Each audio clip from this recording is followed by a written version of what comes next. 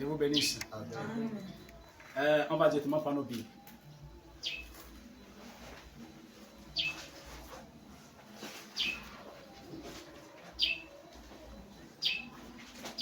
Prenons nos Bibles.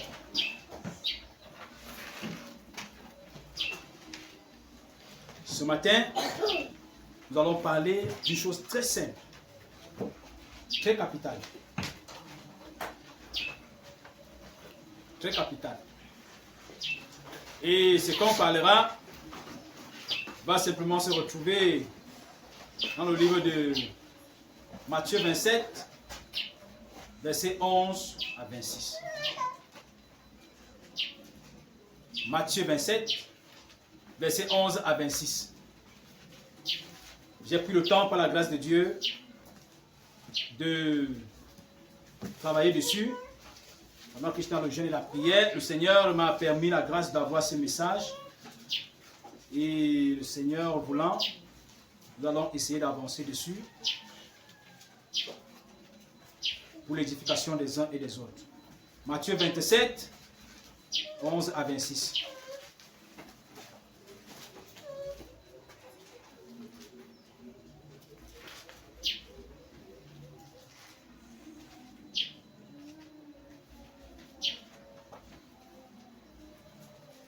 Ok. Nous sommes à la page. Amen.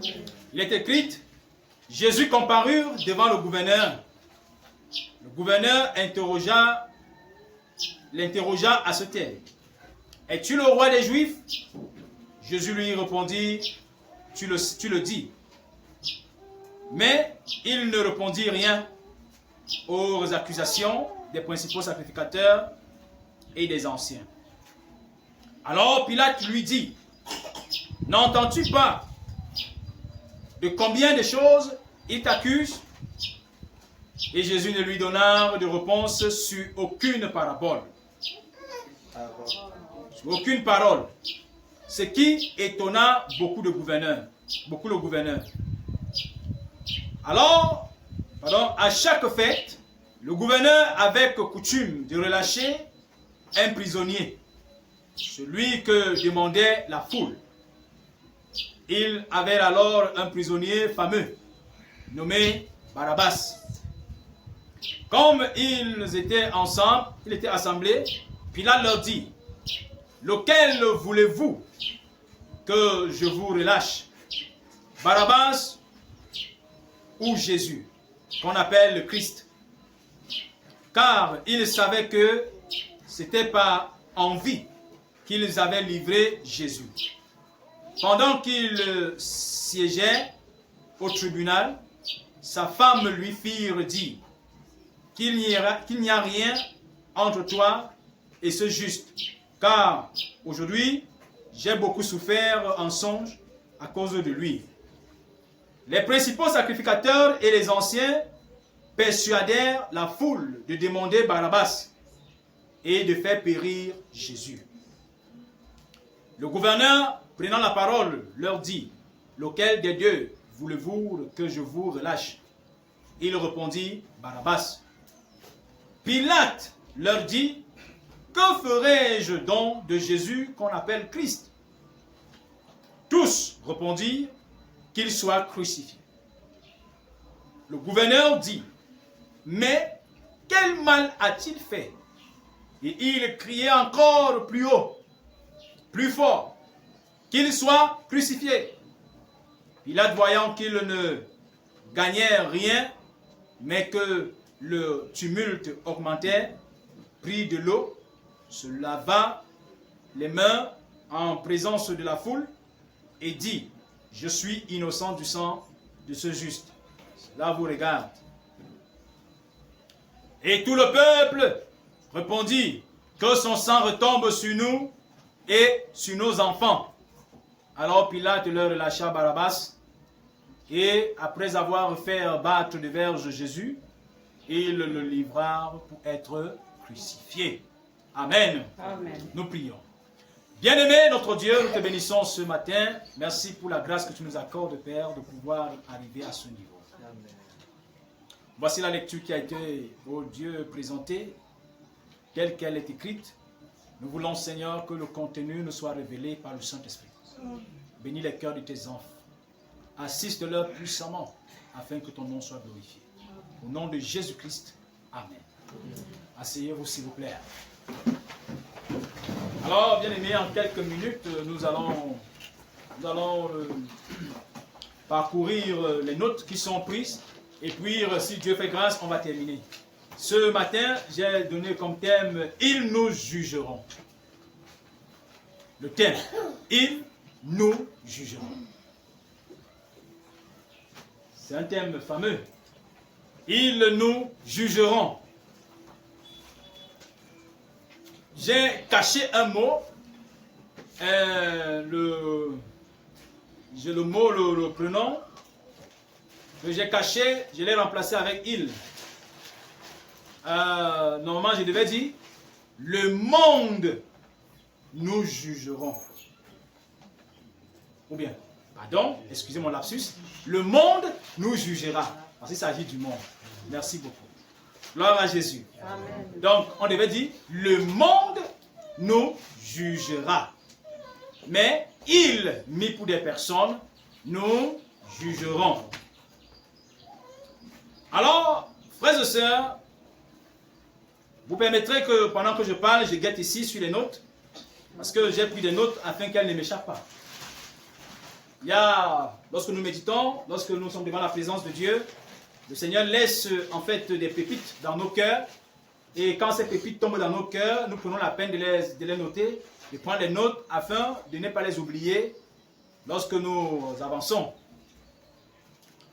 Bien-aimés dans le Seigneur, nous avons ici le Christ, Jésus, qui attire notre attention, qui nous rassemble chaque jour, qui nous transforme tout le temps. C'est lui qui a fait du bien, c'est lui qui a guéri les malades, c'est lui qui est venu nous ressusciter, c'est lui qui est venu, bien-aimé, nous sauver, se retrouve dans un tribunal. Il est dans un procès. Les hommes le jugent. Les sacrificateurs mettent la main sur lui et le conduisent devant le gouverneur. Pendant que le gouverneur est en train d'entendre Jésus, il dit à Jésus, « On me dit, des gens me disent que tu es le Christ. Tu es le Fils de Dieu. » Jésus dit, « Tu l'as dit. » Pilate dit, « Je ne trouve rien de mal en toi. Est-ce que tu ne peux pas te défendre? » Jésus dit non. Mais il n'a pas dit verbalement. Mais en lui, il dit non. Il ne peut pas se défendre. Parce que s'il commence à se défendre, il empêcherait l'action de Dieu, l'œuvre de Dieu dans sa vie. Il empêcherait l'accomplissement de l'œuvre de Dieu dans sa vie. De même que nous aussi, ce n'est pas qu'on ne se défendra pas, mais il y a des circonstances, en fait, où nous devons plutôt avoir les regards sur Jésus. Nous devons regarder sur lui, afin que lui, le seul, il puisse nous diriger, nous montrer la voie à suivre, le chemin qui nous mène à la sortie. Alors, le monde, frères et sœurs, il nous jugera parce que on prêche la vérité. Amen. Le monde, s'il vous juge à cause de ce que vous vivez dans le péché, vous avez fait une grave erreur. À l'entendre de mes propos, j'ai dit, je lancerai de temps en temps les yeux sur mes notes, n'est-ce pas? Amen. Permettez que je lise un paragraphe ici. Le monde nous jugera toujours comme il a fait avec le Seigneur Jésus et tous les prophètes qui sont venus avant lui, avant nous. Le principe est clair. Jusqu'à ce qu'il y ait l'enlèvement, la terre est peuplée de deux groupes de personnes. D'un côté, les élus de Dieu. De l'autre côté, les fils de la perdition.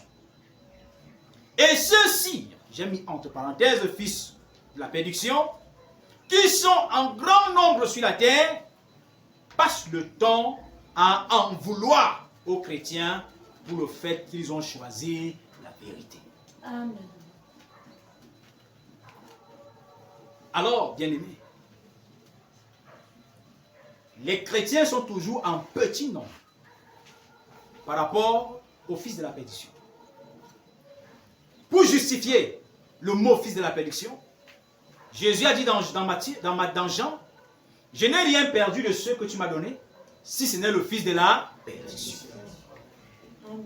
Ça veut dire le fils de la perdiction est un mot que je dois utiliser ce jour, selon les circonstances.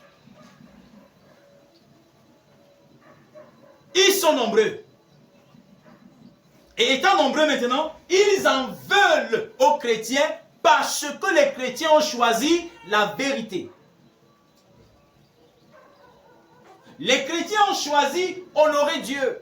Des hommes qui ont choisi être des instruments dans la main de Dieu pour propager sur la terre ses attributs, les attributs de bonté, les attributs des justes, les attributs d'amour. Ces gens que Dieu a choisis, ou bien ces gens qui se sont disposés dans la main de Dieu pour manifester tous ces attributs, le monde les déteste. Le monde a choisi de son côté manifester les attributs de Satan. Satan qui est un menteur, Satan qui est un persécuteur, Satan qui est un destructeur.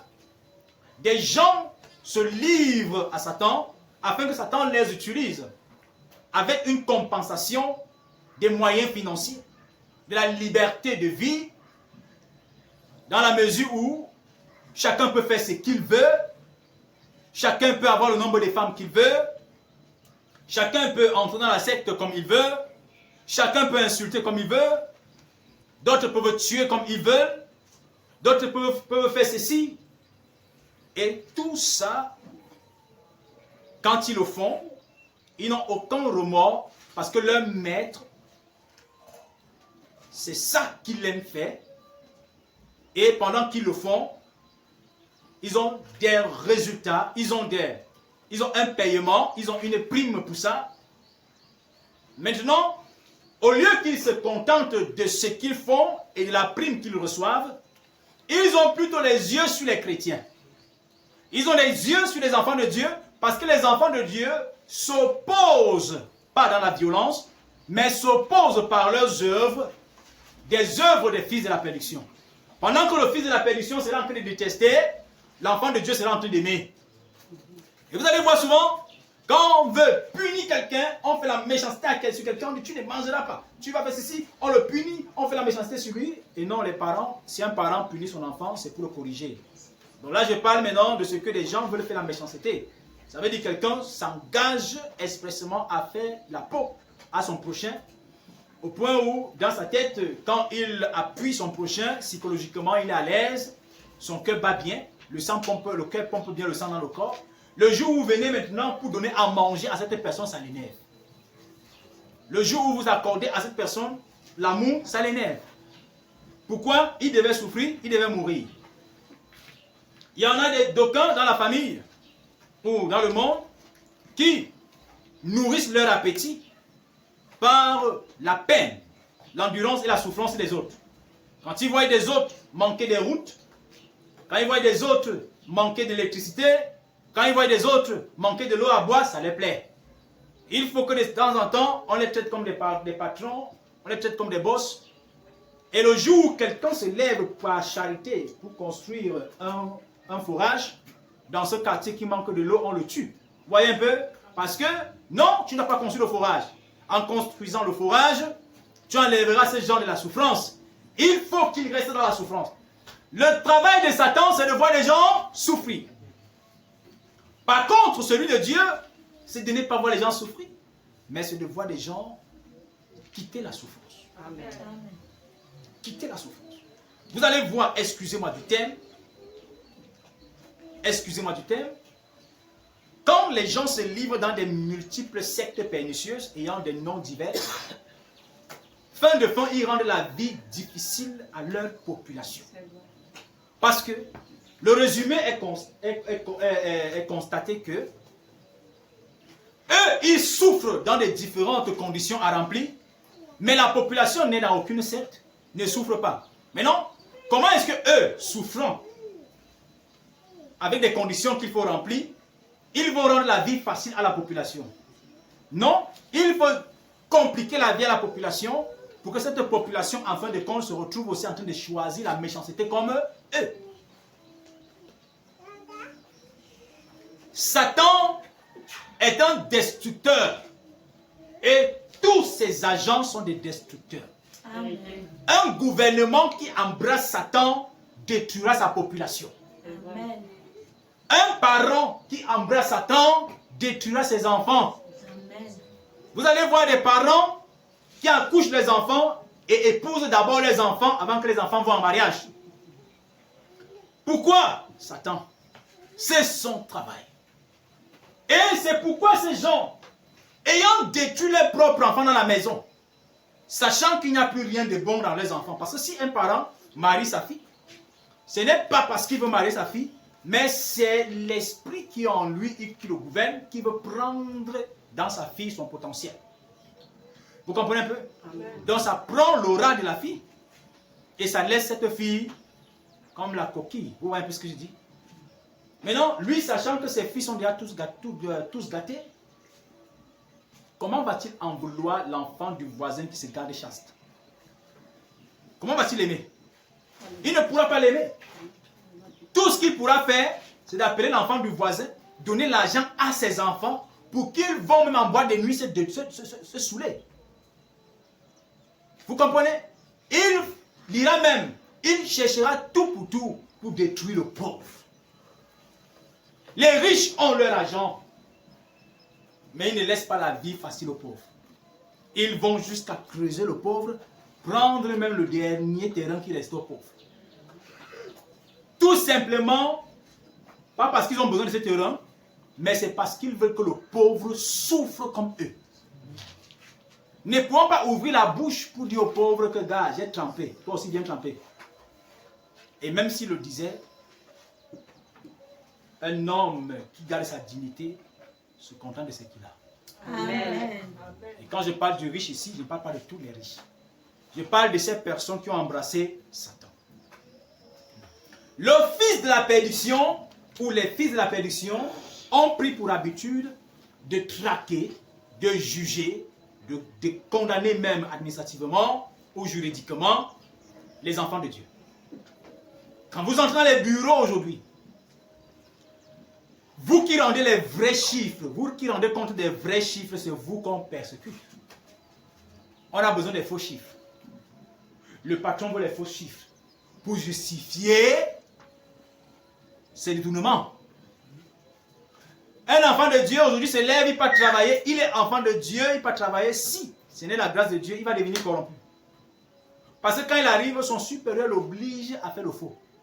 S'il refuse de faire le faux, on le persécute. Ils vous persécuteront à cause du fait que vous avez choisi la vérité. Amen. Pour justifier ce que je dis, Jésus-Christ a été persécuté à cause de ce qu'il est la vérité. Amen. Sinon, pourquoi on le juge? On le juge parce qu'il a dit qu'il est fils de Dieu. Est-ce que c'est faux? On le juge pour la vérité. Il a dit qu'il était le fils de Dieu. Il a dit qu'il était le Messie. Est-ce que c'est faux? Non. Mais les gens se sont appuyés sur ce qu'il a dit pour chercher d'autres mots. Et le seul mot qu'ils ont trouvé, c'était blasphémer. Il a blasphémé. Il blasphème. Il blasphème sur quoi?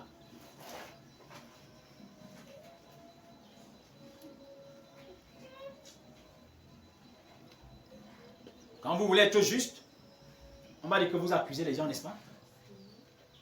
On va dire non, toi tu aimes accuser les gens. Toi si là tu aimes accuser les gens, hein, tu n'es pas bien, tu n'es pas gentil, tu accuses trop les gens. Simplement parce que vous êtes juste. Vous ne voulez pas le faux. Monsieur, signez ce document. en signant le document, ça va dire aux gens qu'on a dépensé 2 millions. Mais pourtant, ces 2 millions, on mettra dans nos poches. Vous dites non, je ne peux pas le faire. On va dire que vous êtes méchant. Pourquoi on vous accuse de méchant? Parce que vous parlez la vérité.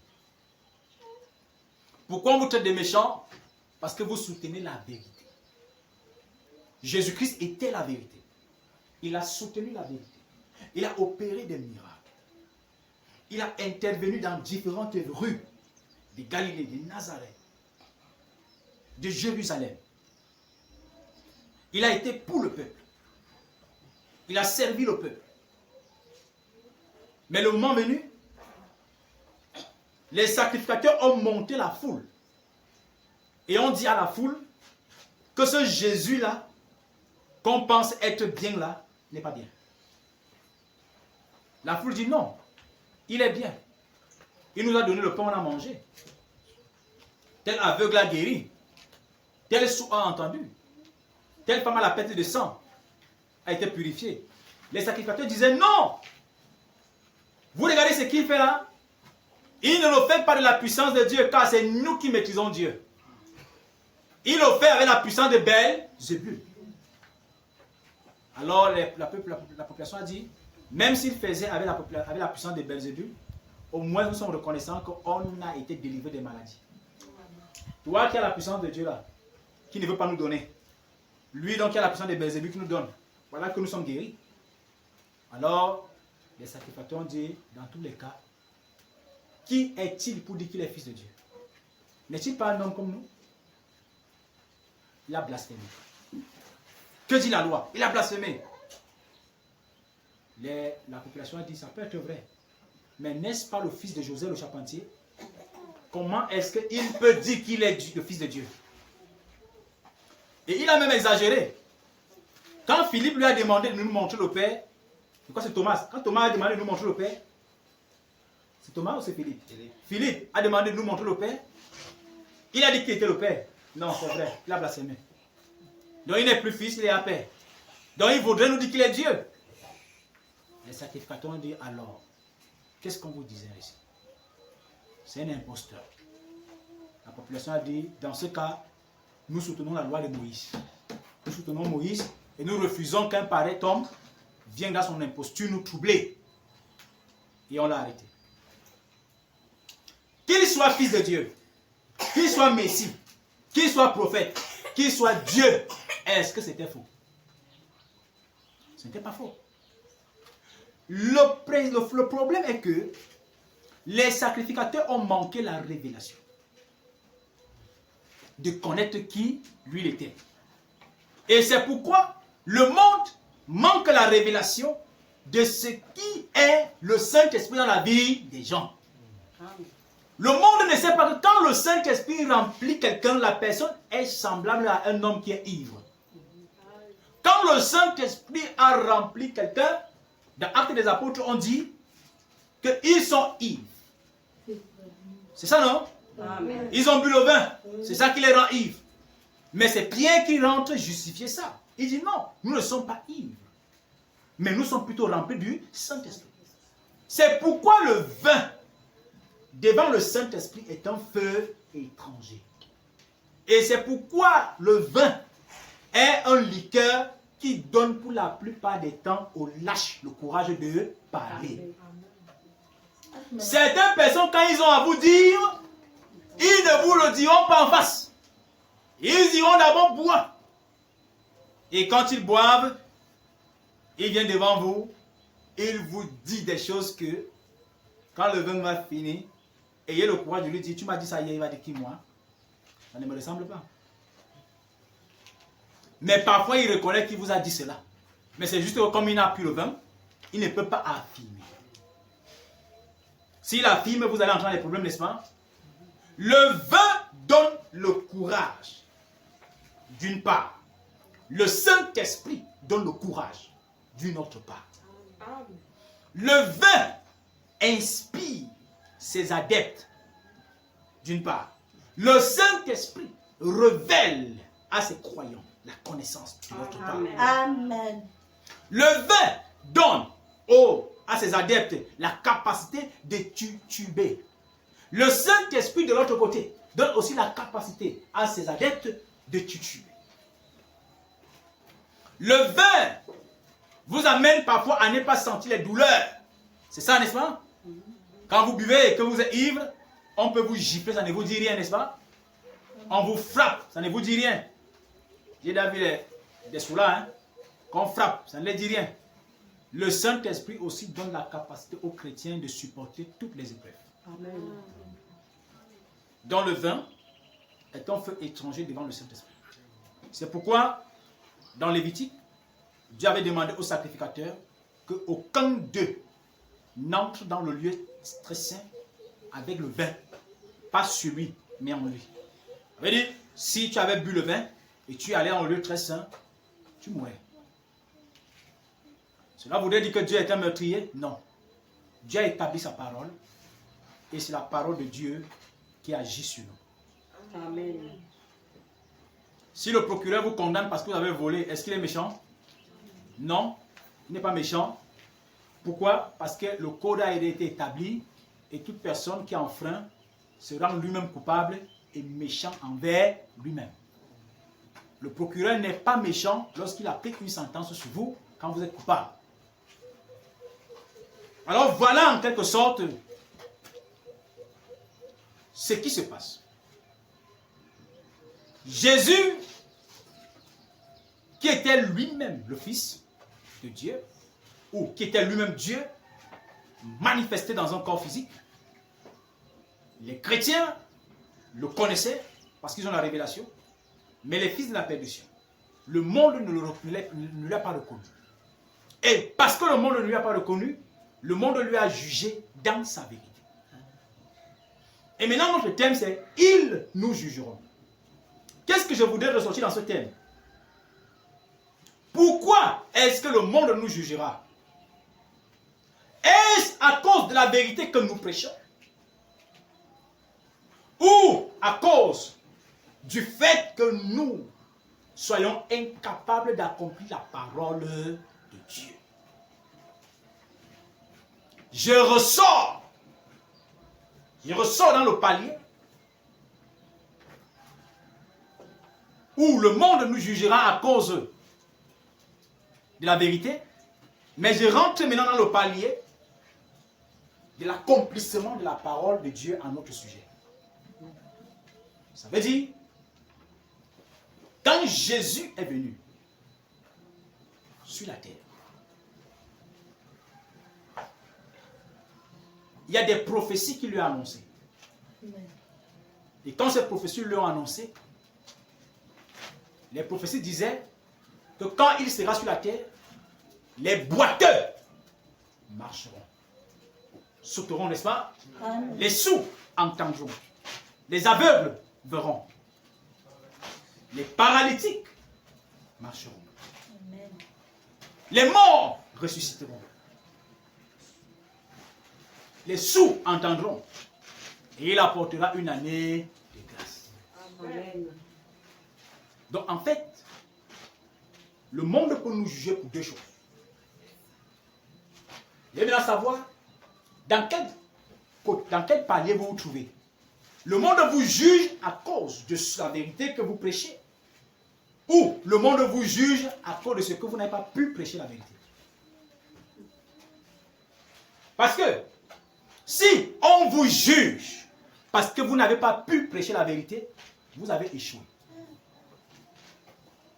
Si on jugeait Jésus parce que Jésus n'a pas pu prêcher la vérité, il était coupable. Quand Jésus est venu, il a dit aux gens, si vous ne croyez pas en moi, croyez aux œuvres que je fais. Parce que ces œuvres rendent témoignage de moi. Les œuvres, mes œuvres rendent témoignage de moi. Chacun de nous, avant de naître, a été annoncé. Vous comprenez? Amen. Tout le monde ici a été annoncé. La venue de tout le monde est prophétisée. Mais le problème est que pendant que ta venue est prophétisée, ça ne se fait pas souvent remarquer. On n'entend pas souvent ça constamment. ou bien je vais dire, on ne prête pas souvent attention sur ta part, parce que ta part souvent a l'air d'être chrétien. On regarde plutôt les grands prophètes, c'est sur eux qu'on peut fouiller les prédications, on fouille, et on trouve toujours une prophétie annonçant la venue d'un prophète. Les femmes ont accouché, n'est-ce pas? Les femmes ont accouché. Esaïe a parlé, Jérémie a parlé, Michée a parlé, William Branham a parlé, Paul a parlé, Pierre a parlé, Tommy Osborne a parlé, Owen Rebel a parlé, tous ces gens ont parlé. Billy Graham, même Renard Bonquet, l'évangéliste actuel, Renard Bonquet, il a aussi parlé. Père à son âme. Maintenant, certainement que quand il parlait, ils ont dit, une femme naîtra.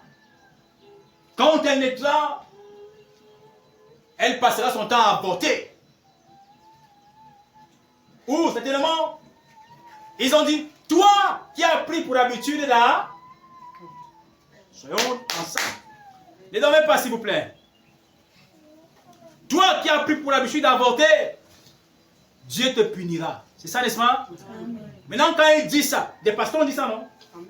Quand ils ont dit ça, ah, on a pris ça comme étant une prêche. Mais pourtant, ça pouvait n'est pas pour quelqu'un qui est là assis, mais c'était pour quelqu'un qui viendra et ayant en elle ou en lui, donc je vais dire, l'habitude d'avorter ou de faire avorter les gens. Et la prophétie là s'accomplira parce que quand il viendra, il fera ce qui avait été prophétisé à son sujet. Quand les prophètes prêchaient, l'autre a dit, une vierge enfantera. C'est ça, non? Une vierge enfantera. Quand il a dit, une vierge enfantera, a-t-il dit Marie? Non. Mais il a dit, une vierge enfantera. C'était une prophétie. C'est quand Marie enfante qu'on constate que tiens, ça, c'était elle ici. Donc, chacun de nous, nous sommes nés. Et avant de naître, nous sommes annoncés. Amen. Nous sommes annoncés. Et maintenant, le monde a besoin de voir la prophétie qui est prophétisée sur nous s'accomplir. Amen. La prophétie qui a été prophétisée sur toi doit s'accomplir. Amen. C'est pourquoi souvent, quand nous sommes venus, étant ignorants de ce que nous sommes venus faire, on vous dit souvent, dites à Dieu ou demandez-lui, qu'est-ce que je dois faire? L'apôtre Paul a dit à Jésus, oui Seigneur, qu'est-ce que je dois faire? Jésus lui a dit, va dans la ville, on te dira ce que tu dois faire. Vous aussi, il est important de demander à Dieu, tu m'as envoyé sur cette terre, j'accepte, mais qu'est-ce que je dois faire sur la terre? Parce que si vous ne remplissez pas ce que vous êtes venu faire, vous avez échoué. Si vous n'accomplissez pas ce que vous êtes venu faire sur la terre, vous avez échoué. Et le monde vous jugera.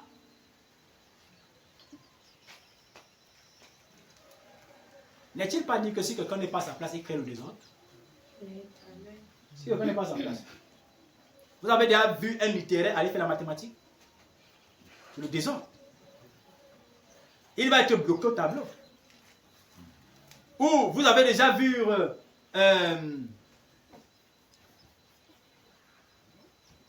disons, à l'école, prenons un mathématicien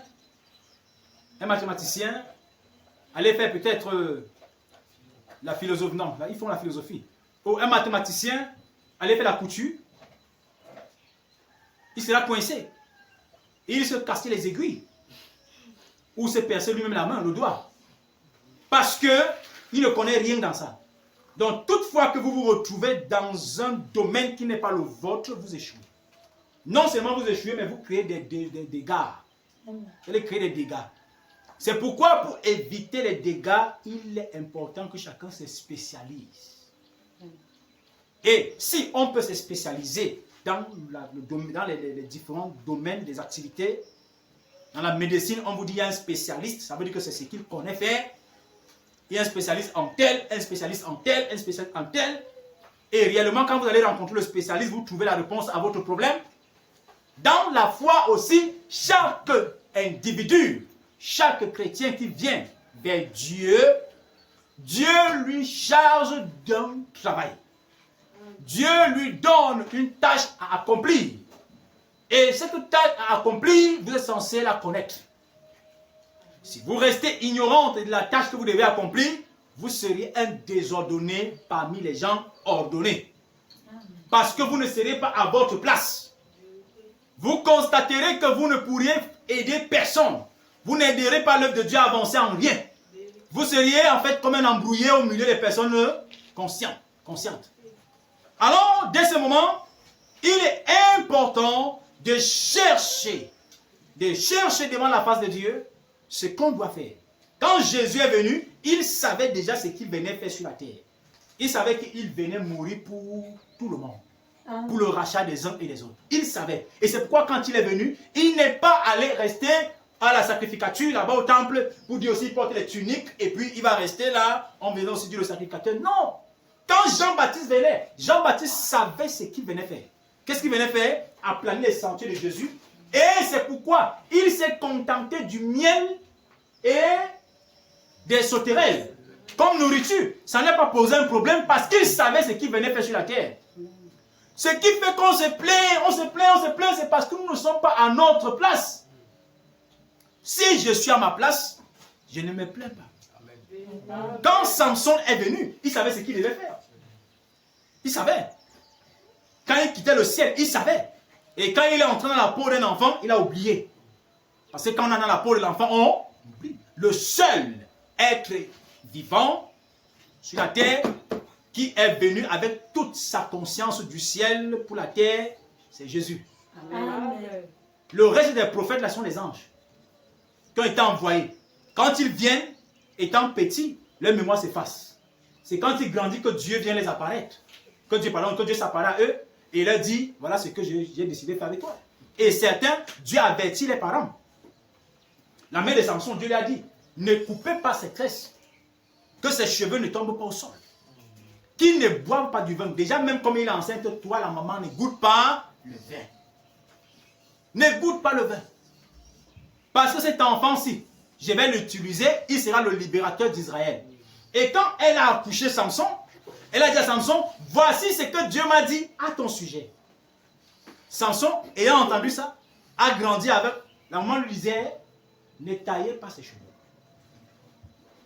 Ça veut dire s'il y avait des écoles, en ce moment-là, et que dans ces écoles, on coupait les cheveux, dans toutes les écoles, Samson ne devait pas fréquenter. Parce que Dieu avait dit qu'on ne touche pas ses cheveux. Donc il était le style d'enfant, il était. Si la condition pour accéder à l'éducation, on devait couper les cheveux. Samson restait, il était. Et maintenant, étant illettré, Samson n'a rien perdu. Parce que son objectif, quand Dieu l'envoya sur la terre, n'était pas de venir être très intelligent, mais c'était de devenir fort. Amen. Donc le seul travail de Samson était de veiller sur ses cheveux. Oui. Et aussi longtemps que Samson veillait sur ses cheveux, il était en accord avec Dieu. Amen. Et ça fait à ce que il a combattu, il a boxé les gens, il a libéré Israël. Maintenant, parlons un peu il y a qui d'autre que je voulais prendre? Moïse. Dieu a envoyé Moïse aussi pour un but. Lequel? Libérer Israël. Alors quand Moïse est arrivé, laissez-moi vous dire, pourquoi le monde vous juge? Parce qu'il y a deux jugements auxquels vous êtes livrés quand vous naissez. Moi-même qui est né, j'ai deux jugements qui m'attendent. Pourquoi le monde nous regarde? Samson a été envoyé pour libérer un peuple. Le peuple en question avait les regards sur Samson. Pardon, sur Moïse. Quand Moïse est né, la maman de Moïse a commencé à dire à Moïse, tu es le libérateur de tes frères. Tu es le libérateur de tes frères. Et c'est comme ça qu'il a grandi chez Pharaon. Moïse pouvait se contenter du royaume de Pharaon. Il pouvait se contenter de prendre un poste en Égypte, n'est-ce pas? Étant neveu adoptif de Pharaon, il pouvait être même sénateur. Il pouvait être même magistrat à la cour d'appel. Il pouvait être ministre même, quelque part. Neveu adoptif. Mais dis donc. Mais non, ce n'est pas ce que Dieu l'a envoyé faire sur la terre. Et regardez un peu. Quand il a voulu rester chez Pharaon, pour faire ce que Dieu lui a demandé de faire, il s'est retrouvé en train de tuer un Égyptien. C'est pas vrai? Il s'est mal pris parce qu'il n'était pas à l'endroit où il le fallait. Il a tué un Égyptien. L'endroit qu'il le fallait était le désert d'abord. Et quand il allait au désert, c'est là-bas qu'il a rencontré Dieu. Et quand il a rencontré Dieu, remarquez une chose. Étant chez Pharaon, le grand Moïse, il manquait le courage, il avait un front de langue. Maintenant, quand il est redevenu le Moïse de Dieu, Dieu lui a donné un courage. Amen. Vous seriez courageux. Il vous sera facile de mener certaines activités quand vous êtes à l'endroit où vous devriez être. Amen. Moi, il ne m'est pas difficile de sauter derrière la chaîne. Quand je me tiens devant un malade, ça ne me dépasse pas de lui dire que tu es guéri au nom de Jésus, parce que je suis à l'endroit où je dois être. Amen. Mais dites-vous que je quitte ici, je ne vais pas prendre les cahiers que je vais enseigner. La mathématique que j'aime bien. N'est-ce pas? Je vais enseigner, mais ça sera difficile. Ça ne sera pas très facile pour moi. Je ne vais pas bien m'apprendre. Déjà que quand je vais donner même le cours de piano à l'enfant, si j'ai quelque chose à main, il va finir l'enfant avec la chose. Parce que je peux me le porter, je lui dis merci mon Dieu, cours avec lui. Pour lui dire, tu n'as pas compris ce que tu as dit mon frère. Donc, je ne suis pas à ma place. Et c'est pourquoi j'ai dit à un garçon que viens former mes enfants au piano. Parce que moi, je ne parviens pas à le faire. Je me bats un peu à jouer, mais je ne parviens pas à transmettre cela aux enfants. Mais toi, tu peux transmettre. Vous comprenez? Tu peux le faire. C'est ça. Donc, quand quelqu'un est à sa place, il fait bien la chose. Voilà Moïse qui était à sa place et qui a bien fait la chose. Regardez Jacob. Jacob, quand il naît, ou quand il doit naître, la maman, Dieu apparaît à sa maman, l'ange vient à sa maman et dit, dans ton ventre, tu portes 2 garçons. Et ces 2 garçons symbolisent 2 nations. Et parmi ces 2 nations, ils vont se discuter. Mais moi, Dieu, je te dis donc que c'est le petit frère que je reconnais comme étant le grand frère. Même si le grand frère parvient à dominer le petit frère dans le ventre et qu'il sort. Donc je sais, il est le grand frère dans le ventre. Le petit frère peut le dominer et sortir, on l'appelle grand frère. Mais moi je sais que c'est celui qui sortira en 2e position qui sera l'aîné. Donc veille à ça. Pourquoi? Parce que Dieu avait déjà prévu constituer Israël par Jacob. Amen. Et maintenant, pour que Israël soit constitué par Jacob, il fallait que Israël soit l'aîné. Parce que de l'aîné viendra l'aîné. L'aîné, c'est Jésus. Amen. Jésus, l'aîné, ne pouvait pas naître dans une lignée de cadets. Il fallait qu'il naisse dans la lignée d'aînés. Et entre Ésaü et Jacob, Dieu a donné à Jacob le droit de naître. Amen. Et vous remarquez, Jacob, lui, quand il est né, il était toujours avec sa maman. Pourquoi? Parce que la maman lui a dit, reste ici. Reste ici. Je te dirai ce que Dieu veut que tu fasses. Et la maman a toujours dit à Jacob, quand il partait, il sortait, on disait, qui est l'aîné? Isaïe dit, c'est moi l'aîné. Jacob dit, c'est moi le cadet. Quand il rentre à la maison, la maman dit, c'est toi l'aîné. Dieu m'a dit que c'est toi l'aîné. Jacob dit, mais maman, Ésaü, mon frère, sorti avant moi. Sa maman dit, ferme ta bouche. Ça ne dépend pas de ce que les hommes disent, mais ça dépend de ce que Dieu dit. C'est toi l'aîné. Et à force de répéter, c'est toi l'aîné, Jacob a commencé à aimer le droit d'aînesse. Ça fait qu'il a commencé à viser. Toutefois, quand Ésaü marchait, Jacob voulait son droit d'aînesse. Et il a fini par prendre. Et quand il a pris, ça lui a donné les bénédictions d'un aîné. Et ça fait à ce qu'il ait le charisme de l'aîné. On doit être à notre place. Amen. Jésus-Christ est venu. Étant à sa place, il n'a pas regardé, c'est pas, je vous ai prêché ce dimanche, j'ai dit qu'il faut travailler, n'est-ce pas? J'ai prêché ici où j'ai dit que c'est important que les enfants de Dieu occupent les places dans le gouvernement, n'est-ce pas? J'ai dit les enfants de Dieu doivent viser gros. Bon, aujourd'hui j'équilibre. Hein. Je ne parle pas de, je n'attaque pas ce que j'ai prêché dimanche. Mais ce que j'ai prêché dimanche est la vérité. Mais maintenant je viens parler d'une manière, je viens spécifier les choses. Je dis donc, tout le monde ne sera pas ministre. Tout le monde ne sera pas gouverneur. Tout le monde ne sera pas préfet. Tout le monde ne sera pas sous-préfet. Tout le monde ne sera pas footballeur. Tout le monde ne sera pas avocat. Maintenant, Dieu envoie chacun avec un rôle et un but précis. Il doit jouer cela dans la société. Amen. Maintenant, si nous essayons de sortir du moule où Dieu nous a placés, nous devenons un désastre, un scandale pour l'humanité. Je dis bien un scandale pour l'humanité. Jésus-Christ est venu. L'objectif était de mourir pour le monde entier. Si il doit mourir pour le monde, à quoi lui sert sa vie? Si tu dois mourir, à quoi te sert ta vie? Très bien, première question.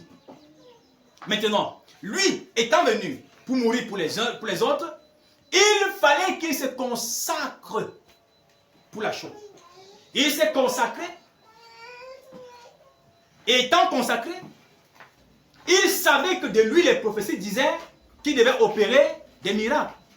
Il est allé vers les nécessiteux pour opérer les miracles. Il savait que les prophéties disaient à son sujet qu'il va guérir les malades. Il est allé vers les malades. Ce ne sont pas les malades qui sont venus vers lui, mais c'est lui qui allait vers les malades. Parce que remarquez une chose. Jésus-Christ s'est déplacé, n'est-ce pas? Il est né, on dit, il est né à Bethléem. Mais on le dit Jésus de Nazareth parce qu'il a grandi à Nazareth. C'est ça. Bon, prenons Bethléem et Nazareth.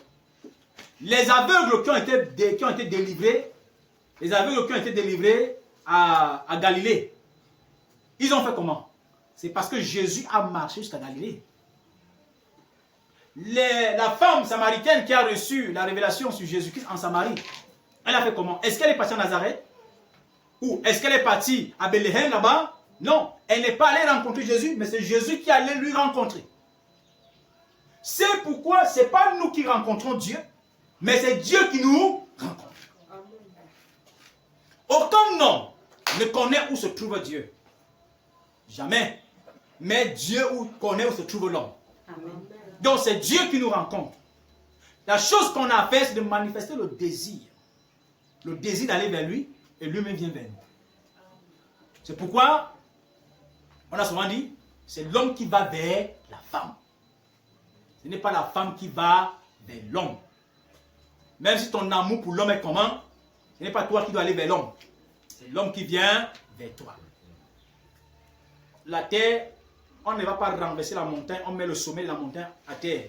Comme l'Europe et les États-Unis et le reste veulent nous faire croire que la montagne, le sommet est plutôt en bas. Non. Nous restons lucides. Et étant lucides, nous croyons simplement à ce qui doit se faire. Gloire à Jésus. Jésus est allé vers les malades. Parce que c'était son travail. Et ça a réussi. Ça lui a souri. Ça lui a vraiment réussi. Maintenant, le monde donc ne pouvait pas le juger de ce qu'il soit incapable d'accomplir la parole de Dieu. Que dit Dieu à notre sujet? Première loi fondamentale que Dieu dit à notre sujet. Marc chapitre 16, verset 17. Voici les signes qui accompagneront tous ceux qui auront cru. Amen. En mon nom, ils chasseront les démons. Vous voyez? Ils parleront en d'autres langues. Ils imposeront les mains aux malades et les malades seront guéris. Et s'ils saisissaient s'ils buvaient quelques breuvages mortels, rien ne leur fera de mal. C'est ça que Jésus-Christ a dit que nous devons le faire. Donc, chaque chrétien doit manifester ça obligatoirement. Amen. Obligatoirement. C'est une obligation, si tu es chrétien, de te reconnaître dans le livre de Marc 16, verset 17. C'est-à-dire, tu dois avoir la capacité qu'il y ait un malade qui souffre auprès de toi et que tu pries pour lui guérir. Parce que Dieu l'a dit que si tu crois, tu le feras. C'est déjà une prophétie concernant les chrétiens. Donc chaque chrétien qui naîtra de nouveau, toute personne qui deviendra chrétien, doit guérir les malades. C'est une obligation. Je le soutiens. Il chassera les démons. C'est une obligation. Si tu crois. Ce n'est pas que tu iras chercher les démons. Si tu veux chercher, va chercher et tu chasses. Mais si des démons viennent vers toi, des personnes sont possédées viennent vers toi, tu as le pouvoir de le faire. Amen. Chrétien, pas homme et femme. Pas homme. Non, pas femme à part. Pas, non. On a dit chrétien et non pasteur et non prophète et non évangéliste. Chrétien. Vous devrez. C'est une obligation. L'anglophone dit you must. C'est une obligation. Vous deviez le faire. Si vous croyez en Jésus, vous avez cette possibilité. Et si vous n'avez pas cette possibilité, vous ne croyez pas en Jésus. Amen. Le monde nous jugera parce que, il étant malade, nous sommes incapables de le guérir. Voici l'endroit où les chrétiens, pour la plupart en grand nombre d'actualités, faillissent. Jésus n'a pas failli à ça. Jésus est venu accomplir ce qu'il lui a et ce qui a été prophétisé à ce sujet. On a dit qu'il devait ouvrir les yeux des aveugles, il a ouvert. On a dit qu'il devait purifier les lépreux, il a purifié. Les prophéties disaient qu'il devait faire entendre les sourds entendent. On disait que les muets devraient parler, les muets ont parlé. Et on a dit que les morts devaient ressusciter, Lazare ressusciter les morts. N'est-ce pas ce qui est dit à son sujet? N'a-t-il pas accompli? Amen. Amen. C'est pourquoi il a dit aux gens, si même vous ne croyez pas en moi, croyez en mes œuvres. Parce que mes œuvres rendent témoignage de qui je suis. Maintenant, vous chrétiens, on a dit à votre sujet, disons Marc. Ceux qui dorment là, réveillez-vous. Syriac n'est pas là, ça se ressemble. Ça se ressemble. Vous dormez, hein? C'est quoi? Vous êtes sur votre lit là. Alors, bien aimé, Marc, lisons Marc. Marc 16, 17.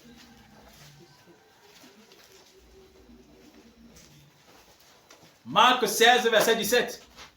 Écoutez ce qu'il dit. Voici les miracles qui accompagneront ceux qui auront cru. Donc, de manière logique, chaque chrétien devrait être accompagné par ces miracles. Amen. Ces miracles sont dans le contrat de votre salut.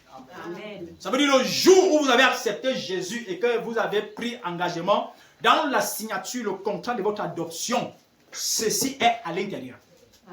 Il dit, en mon nom, ils chasseront des démons, ils parleront de nouvelles langues, ils saisiront des serpents, ils boiront quelques breuvages mortels. S'ils boivent quelques breuvages mortels, il ne leur fera point de mal. Ils imposeront les mains aux malades et les malades seront guéris. Chrétien, si tu n'appliques pas ça, tu n'es pas chrétien. Vous me direz que pasteur, je peux faire autre chose. Non, non, ça c'est le minimum. Le strict minimum ici. Je n'ai pas dit autre chose, j'ai dit ça. Il a dit c'est facile, les miracles qui vont accompagner. Ça veut dire lorsque vous aurez cru, ceci vous accompagnera. Lorsque vous aurez donné votre vie au Seigneur, ceci vous accompagnera. Et le monde vous juge à cause de ce que vous êtes incapable d'accomplir cette écriture. Cette écriture. Qu'est-ce qui vous empêche d'accomplir Marc 16, verset 17? Le monde veut voir un Jésus qui guérit. L'apôtre Paul n'est pas venu avec un évangile persuasif. Paul est venu avec la démonstration. La démonstration de la parole de Dieu. Et quand quand Jésus est venu, du commencement de l'évangile de la grâce, ça a commencé sur un miracle. L'évangile a commencé par un miracle. Qui c'est le miracle? L'eau. Ce n'est pas l'eau. Qui connaît le baptême de Jean-Baptiste dans le ventre? Et l'autre là n'est même pas le premier. Le premier même, c'est la conception de Marie en tant que vierge. Amen. Hein? Amen.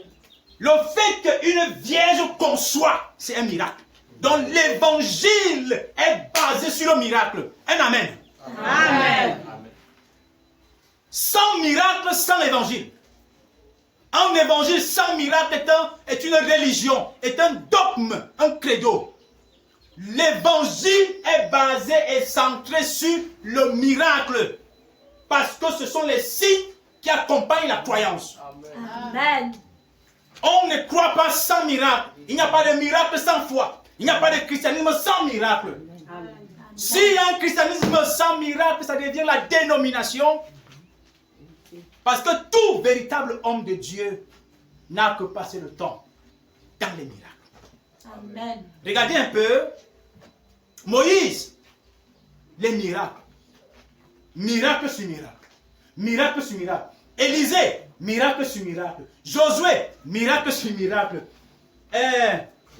Qui encore? Élie, miracle sur miracle. Tous là, miracle sur miracle. Jusqu'à Jésus. Jusqu'à Jean-Baptiste. Miracle sur miracle. Et aujourd'hui, vous venez me dire que l'évangile, on va seulement parler. À notre niveau, maintenant, l'évangile devient maintenant mental, psychologique. Donc, en fait, on doit commencer à chercher les gros mots. On doit commencer à parler avec éloquence. C'est ça maintenant l'évangile. Donc, l'évangile est maintenant basé sur la connaissance. L'évangile n'a jamais été basé sur la connaissance. L'évangile de Dieu est basé sur le miracle. Amen. Pourquoi il dit le miracle? On parle de la révélation. Et la révélation est un miracle.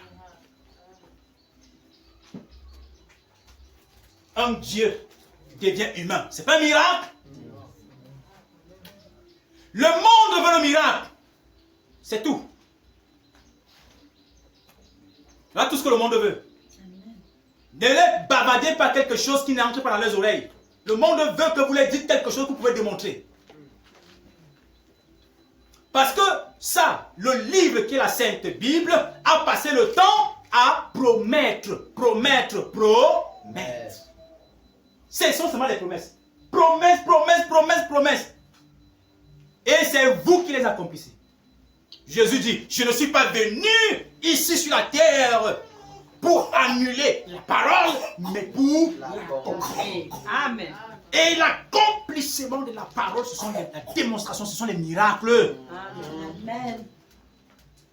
Quand la prophétie dit, les sourds entendront, il fait entendre les sourds. On a dit là-bas, les muets parlent, il fait parler les muets. Et il dit, tous ceux qui croient en lui, hommes miracles, sont aussi hommes miracles. Amen. Donc dans cette église, pendant que nous nous levons, je veux que chacun ait la capacité d'accomplir ce verset. Amen. Je ne vous envoie pas chez les marabouts. Je ne vous envoie pas chez les sirènes. Je ne vous envoie pas dans les loges maçonniques. Mais je vous dis que ce que vous avez besoin est en vous. C'est Jésus. Amen. Il a dit en son nom. L'humanité c'est quoi? En son nom. La lèpre c'est quoi? En son nom. C'est quoi l'aveuglement? En son nom. Qu'est-ce que c'est que la maladie?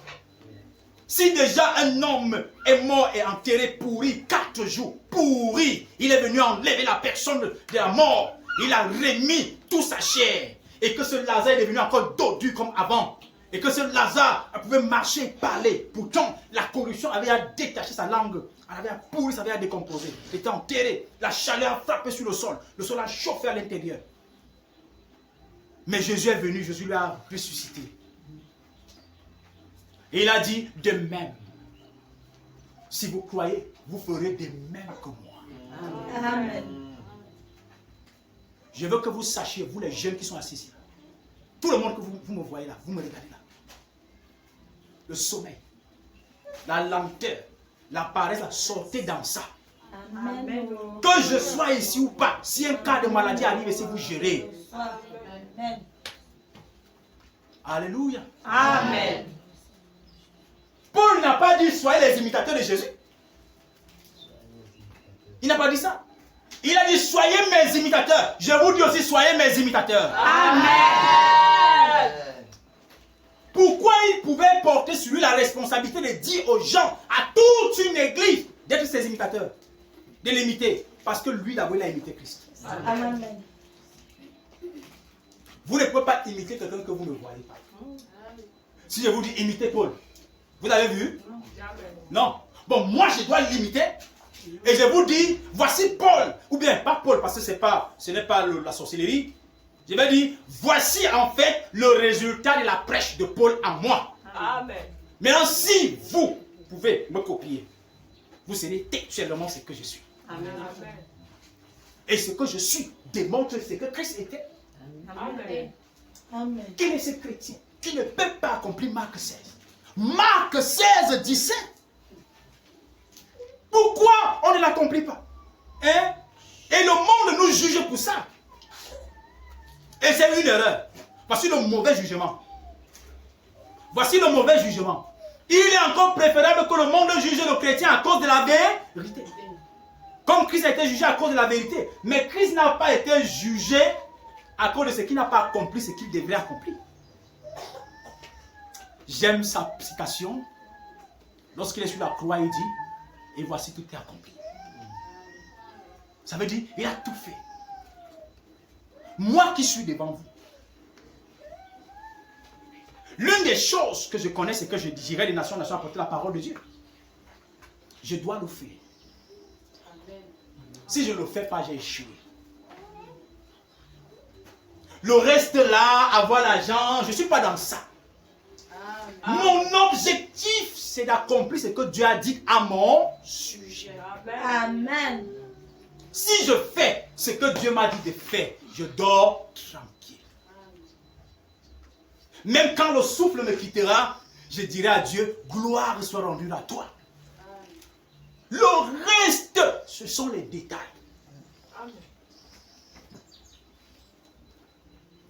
Quand Dieu a appelé Paul, il a dit que tu iras jusqu'à Rome pour apporter ma parole. Donc l'objectif de Paul, c'était d'apporter l'évangile à Rome. Quand l'évangile est arrivé à Rome, alors Paul a su qu'il a accompli ce qu'il fallait. Il était temps de mourir. C'est pourquoi vous allez voir, Dieu amène ses serviteurs à l'endroit où il veut. Et quand ceux-ci arrivent là-bas, leur évangile change. Leur parole change. Vous allez voir que quand quelqu'un a pu arriver à l'endroit où Dieu a demandé qu'il arrive, sa prêche change. Il commence à prêcher les mises en garde. Il prêche de manière parce qu'il se prépare déjà. Il sait qu'à un moment donné, il meurt. Je dois arriver là où Dieu a dit que j'arrive. Si Paul n'était pas arrivé à l'endroit où Dieu avait dit qu'il arrive, rien ne pouvait l'enlever de la terre. Amen. Mais la plupart des temps, ce sont des inutiles, permettez le terme. Des gens qui sont incapables de connaître ce qu'ils ont à faire. Ils deviennent en fait des parasites. Ces parasites doivent être enlevés. Pourquoi des gens, quelqu'un ne connaît même pas le sens de sa vie pendant la secte? Il doit être enlevé précipitamment. Parce qu'il ne connaît même pas le sens de sa vie. Il quitte précipitamment. Vous allez voir, des gens, les gens quittent la terre précipitamment. Mais pourtant, il y a un objectif pour lequel nous naissions. Tu es né pourquoi? Bon, laissons-moi d'abord l'autre côté là. Qu'est-ce que Jésus a dit à ton sujet? Ce qu'il a dit à ton sujet, c'est Marc. Oui. Puis, il a dit, allez par tout le monde et prêchez la bonne nouvelle. Donc, le chrétien qui ne prêche pas la bonne nouvelle est en dehors de ce qu'il doit faire. Prêchez la bonne nouvelle à toute la création. Celui qui croira et qui sera baptisé sera sauvé. Celui qui ne croira pas est condamné. Amen. Donc ce n'est pas vous qui sauvez les gens, ce n'est pas vous qui les condamnez. Chacun choisit librement d'être sauvé ou d'être condamné. Lorsque vous acceptez la parole et que vous êtes baptisé, vous êtes sauvé. Ce n'est pas moi qui le dis. Mais lorsque vous refusez l'évangile, vous êtes condamné. Ce n'est pas moi qui le dis. C'est Jésus. Vous et moi, ce qu'on a à faire, c'est simplement d'apporter l'évangile. De prêcher simplement l'évangile. Mais maintenant, Jésus a dit que lorsque nous irons prêcher l'évangile, voilà les signes qui nous accompagneront. Amen. Amen. Je ne le dis pas seulement parce que Dieu m'a donné le don d'opération des miracles. Je l'ai toujours dit depuis, vous me connaissez depuis, n'est-ce pas? J'ai toujours dit depuis, une église qui a des lépreux, une église qui a des aveugles, une église qui a des sourds, une église qui a des paralytiques, une église qui a ce que vous connaissez là, les yeux louchants de deux sens, une église qui a ces gens-là, une église qui a des pères, tout ce que vous connaissez là. Je vous assure, si le pasteur ne comprend pas qu'il est en erreur, je lui dis qu'il est en erreur. Parce que en fait, si Jésus était là, ces gens seraient guéris.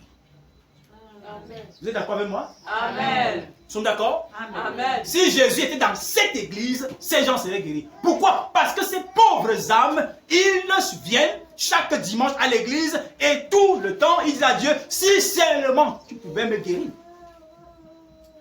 Et ils répètent les mêmes mots que d'autres ont répétés dans Matthieu.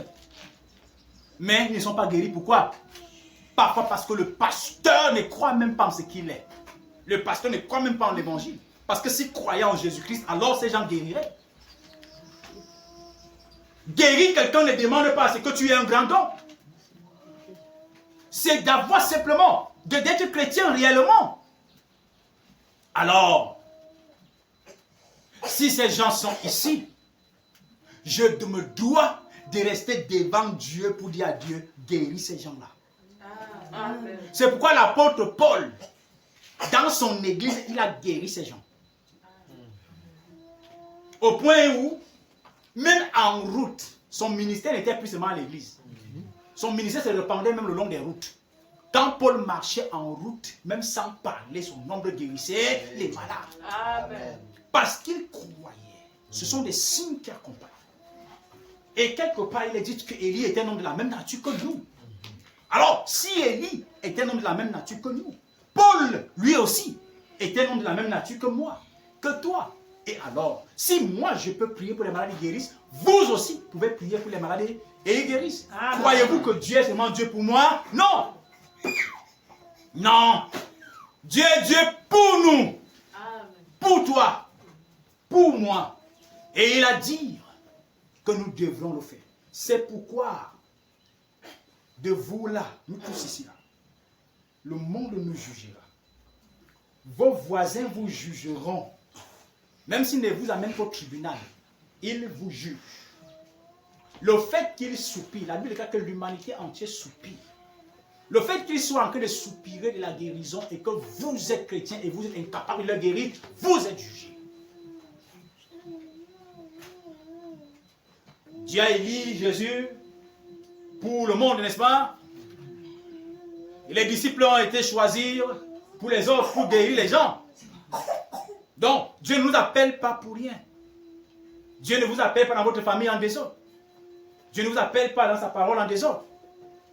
C'est pourquoi, bien-aimés, notre plus grand échec sera de ne pouvoir pas accomplir la parole de Dieu dans notre vie. Voilà l'échec des chrétiens. Le fait que vous n'accomplissez pas la parole, c'est un échec. Sinon, à quoi vous sert donc le Saint-Esprit? Le Saint-Esprit, c'est la puissance de Dieu. Amen. Et la Bible déclare que où se trouve la puissance de Dieu, les fondements tremblent. À quoi vous sert le Saint-Esprit? Le Saint-Esprit vous sert à disposer cela aux besoins, ou bien au service des gens qui en ont besoin. Tout ce qu'il met en vous, c'est pour que vous aidiez les gens avec. Alors, à cause du péché, nous vendons toujours notre droit d'aînesse.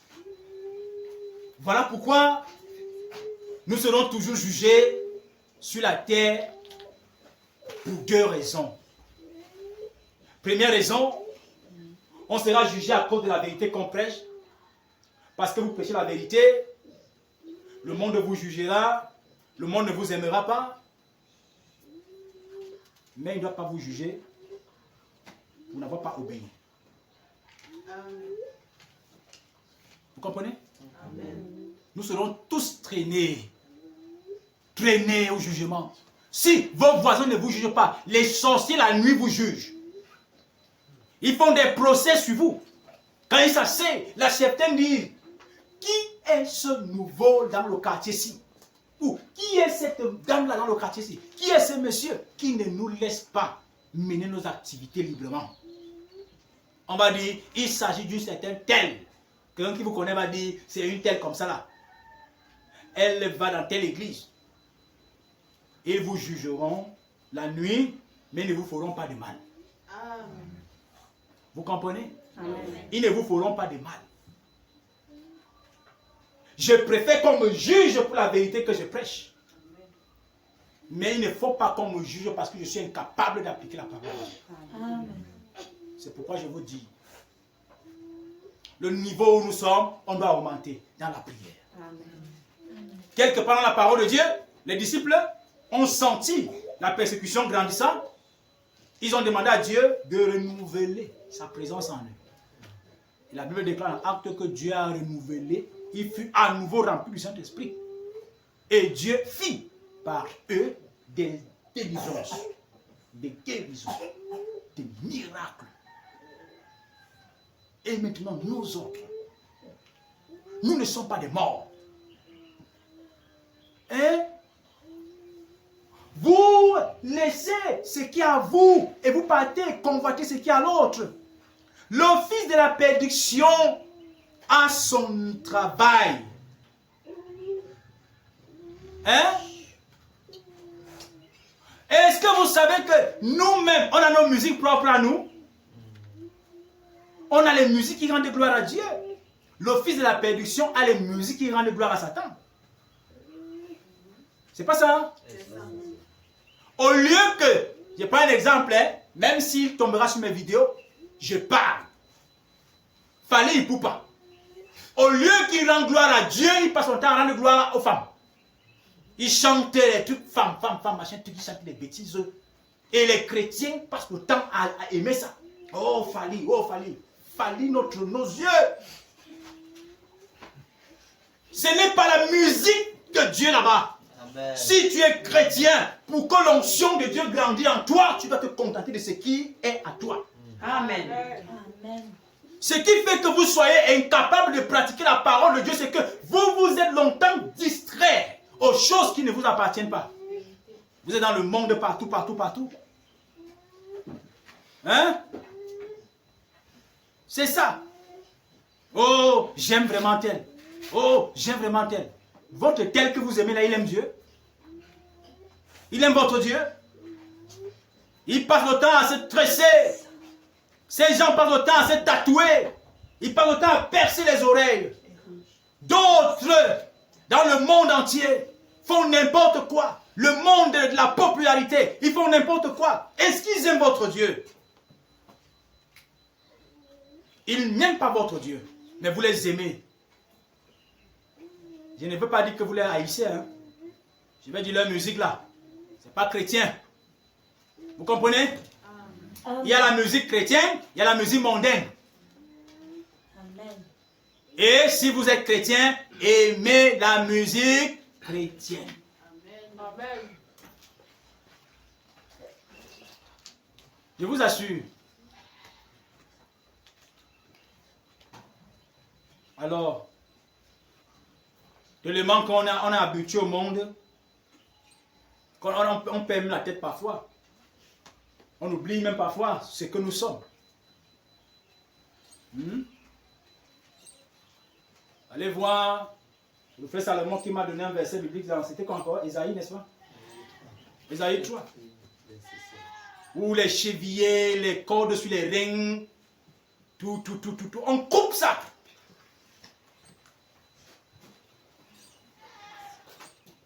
J'ai dit, hein, soyez purifiés, hein. Honnêtement, soyez purifiés. Purifiés d'esprit, pur de chair. Amen. Si vous êtes pur d'esprit, pur de chair, vos pensées sont pures. Et si vos pensées sont pures, les démons, quand vous leur parlez, ils vont comprendre. Amen. Mais dis donc. Vraiment, changeons.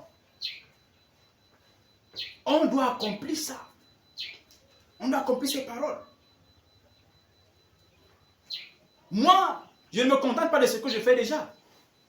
Nous étions à Yassakounou, à machin, Nyamanga.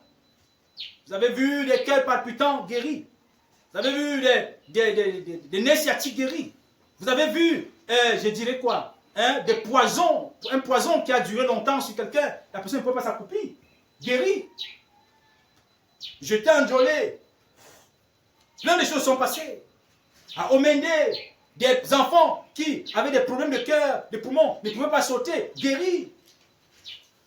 Dieu faisant des choses, des pertes de sang guéris. Boss guéri, boss au dos guéri. Ici à l'église même, problème d'œil, problème d'audition, l'œil, l'audition, l'enfant ne comprend pas bien. Guéri devant vous, n'est-ce pas? Amen. Des langues collées, guéri. C'est Marc, ça c'est Marc 16, verset 17. Amen. Je ne me limiterai pas là. Le monde a encore besoin de guérir. Il y en a des gens qui sont à l'hôpital, ils n'ont pas l'argent pour se soigner. Parce qu'il faut que des chrétiens prient pour eux. Si vous ne priez pas pour eux, ils mourront. Des gens n'ont pas besoin qu'on leur dise Jésus aime, et puis ils sont malades. Jésus ne disait pas aux gens que Dieu les aime. Jésus les guérissait et après Jésus leur disait que Dieu les aime. Avant de dire à quelqu'un que tu l'aimes, guéris-le d'abord. C'est pas ça? Quel est le malade qui va s'asseoir? Il est malade et vous l'évangélisez. Quand vous parlez à trop même fiasque. Dis ça, c'est quelle histoire ça? Je veux même la méthode où quand on va à l'hôpital, en fait, au lieu de trop parler, même pour les gens, on les guérit seulement. Regardez un peu, hein, Batimée. Jésus-Christ, fils de David, aie pitié de moi. Quand Jésus est arrivé, il a dit, tu veux quoi? Batimée a dit, je veux voir. Il lui a fait voir. Maintenant, le reste revient à Batimée. Vous comprenez? Amen. Si on guérit les gens vont servir Jésus. Amen. Même les athéistes, les gens qui ne croient pas en Dieu, s'ils voient Dieu dans leur vie, ils vont croire. Tous les athées ont été des chrétiens avant. Tous les philosophes étaient des chrétiens avant. C'est juste parce qu'un jour ils ont demandé quelque chose à Dieu. Dieu leur a demandé d'être passé, ils n'ont pas pu être passés, ils sont devenus athées. Ils ont tous un témoignage qu'ils cachent. Je vous dis ça, tous les athées ont un témoignage avec Dieu qu'ils cachent. Je voyais un film chrétien un jour. Alors dans ce film chrétien, il y a un professeur qui était devenu athée. Il prêchait, il enseignait à l'université. Il disait aux enfants là-bas que Dieu n'existe pas. Dieu n'existe pas. Le premier jour de son culte, de son cours, tous les nouveaux élèves qui avaient le bac, qui allaient à l'université, quand il entrait, l'introduction, c'était que chacun prend un format. Quand vous prenez un format, il disait tous ceux qui vont faire philosophie. Écrivez, Dieu n'existe pas. Non, je crois que c'était Dieu est mort, un truc comme ça. Soit Dieu est mort, soit Dieu n'existe pas. Dieu est mort. Tu as vu le film là, n'est-ce pas? Voilà. Dieu est mort. Donc maintenant, toi qui voulais faire philosophie, tu dois écrire que Dieu est mort. Alors il y a un jeune garçon là-bas qui était chrétien, qui a dit n'écris pas. Le professeur lui a dit pourquoi tu n'écris pas? Il dit parce que lui ne croit pas que Dieu est mort. Dieu est vivant. Alors c'est devenu donc une affaire d'homme à homme. Il fallait donc que le chrétien, là, le professeur, on dit que tu dois me démontrer que Dieu vit. Et je vais te démontrer que Dieu est mort. Mais si je parviens à te démontrer que Dieu est mort, tu sors de ma salle. Maintenant, le jeune élève qui venait de la terminale, qui ne connaissait même pas assez la philosophie, était appelé à se confronter au professeur de philosophie.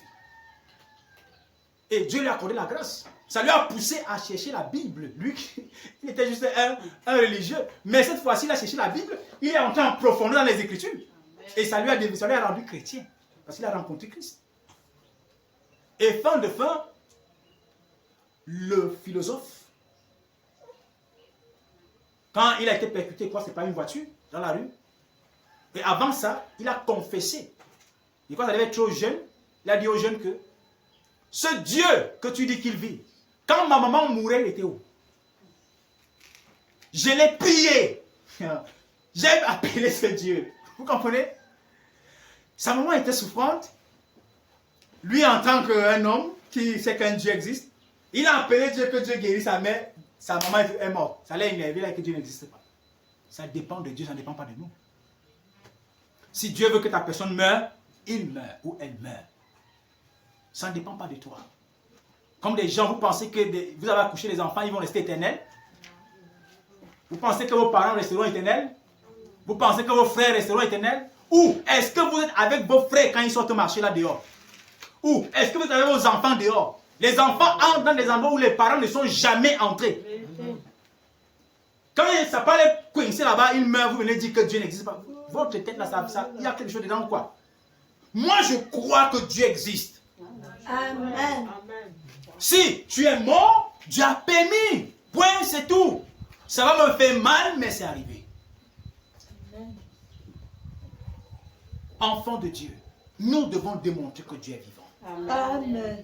Et la démonstration que Dieu est vivant ne se limite pas sur ce que je parle là.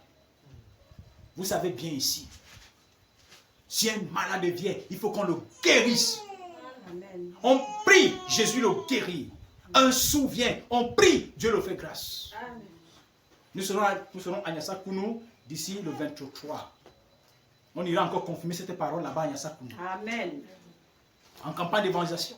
On ira dire là-bas à Nyasakounou que Dieu est vivant pour toujours et il n'a jamais changé. Non, monsieur, tu dois savoir une chose. Tu es un guerrier. Amen. Tu es un guerrier du Seigneur. Et en tant que guerrier, tu as reçu l'ordre de servir. Et le pouvoir t'est donné dans Marc. Donc dès aujourd'hui, si tu as un malade dans ta famille, prie pour lui. Amen. Dis-lui que le pasteur a dit et c'est écrit. Amen. Et si vous croyez réellement que vous êtes chrétien, guérissez la personne. Amen. Si vous êtes incapable de le guérir, venez vous repentir si vous me dites ce qui ne va pas. Je prie pour vous. Amen. Amen. Donc, il faut savoir ce qu'on doit faire et le faire. Amen. Le monde nous juge. Il nous juge. Il ne faudrait pas que le monde me juge parce que je suis incapable de leur donner la guérison. Il doit me juger parce que je prêche la vérité. Parce que toutefois, quand la vérité sera prêchée, les gens seront contre la vérité. Et les qui sont contre la vérité, les fils de la perdition. Ne fermez pas vos cahiers. C'est moi qui dis quand est-ce qu'on ferme les cahiers. Alléluia. Amen. Ils nous traiteront. Ils nous traîneront dans les tribunaux pour que nous puissions rendre compte. Et le serviteur malheureux, c'est celui qui n'a pas pu faire ce qu'il était censé faire sur la terre. Celui-là est le serviteur malheureux. Amen. Amen. Nous sommes tous les enfants d'un Dieu qui ne fait rien en désordre. Nous naissons tous sous un signe et des prophéties nous concernant ont été prononcées avant que nous venions sur la terre. C'est ce que j'ai dit là au départ. Et le monde soupire toujours et est en attente de ce que nous venons avec. Dieu nous a envoyés avec des dons, avec des grâces. Et le monde attend ça. Le monde attend ces dons.